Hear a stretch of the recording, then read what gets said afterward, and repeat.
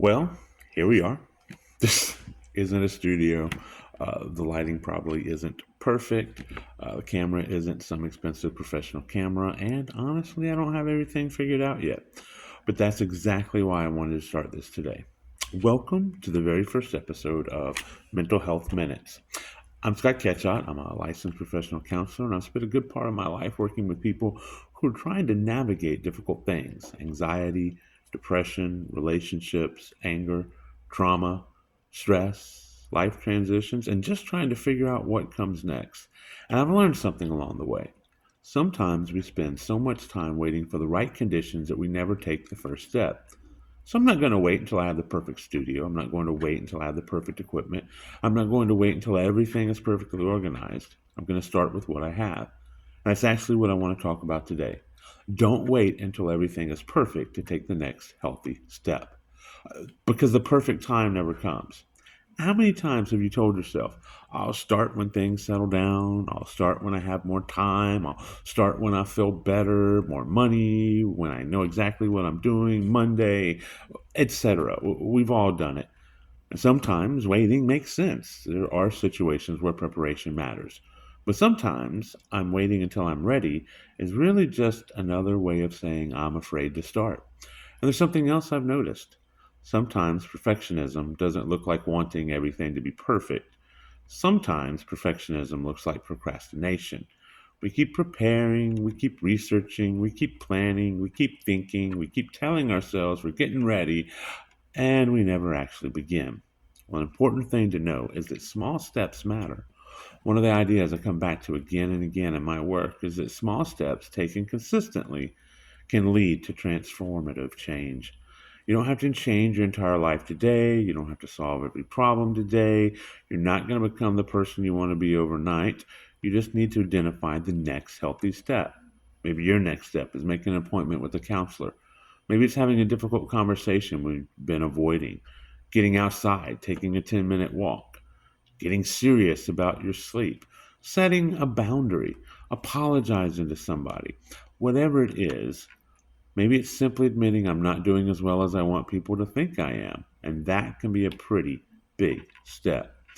You're not a project to be fixed. And this connects to something that is foundational to how I view about mental health. You're a person being formed. There's a difference. And if you think we're a problem that needs to be fixed, we can spend our lives looking for what's wrong with us. But if we understand ourselves as people who are still being formed, we can begin asking different questions. Instead of what's wrong with me, think what's happening in me. Instead of why can't I get my life together, think about what is this season of my life teaching me.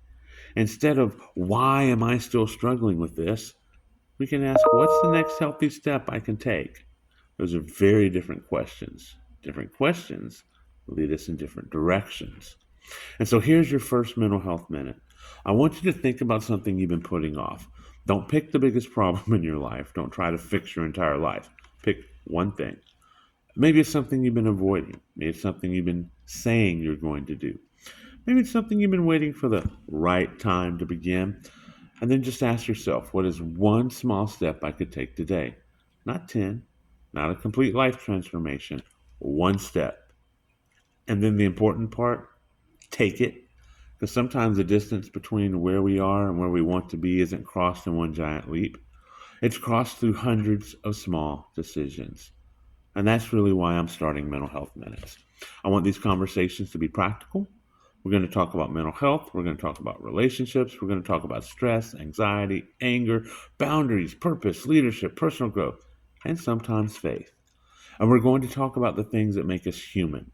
I'm going to try to keep these conversations simple enough that you can take something from them and actually use it. Because knowing something isn't the same as changing something. Transformation happens when what we know begins to influence how we live. And so, some episodes may only be a few minutes, some may be longer. I'll talk about things I've learned as a counselor. I'll share some of the concepts I'm developing through my work with individuals, groups, and leaders in my Redeem framework. And sometimes I'll simply sit down and talk about something I think people need to hear. But here's what I don't want this to become. I don't want this to be another place where somebody tells you that if you just work harder, think more positively, or follow 5 easy steps. Your life will magically become perfect. Life doesn't work that way. Mental health doesn't work that way. People don't work that way. We're complicated. Our stories are complicated. Growth takes time, but that doesn't mean growth isn't possible. So here we are, starting, not in a perfect studio, not with everything all worked out, starting with what we have. And maybe that's a good reminder for somebody watching this. Maybe you've been waiting till you're ready, more money, more time, less afraid. But maybe today doesn't need to be the day you change everything. It just needs to be the day you take one small step. So here's your challenge. What's your next healthy step? Not tomorrow, not someday. What's something you can do today? Take that step.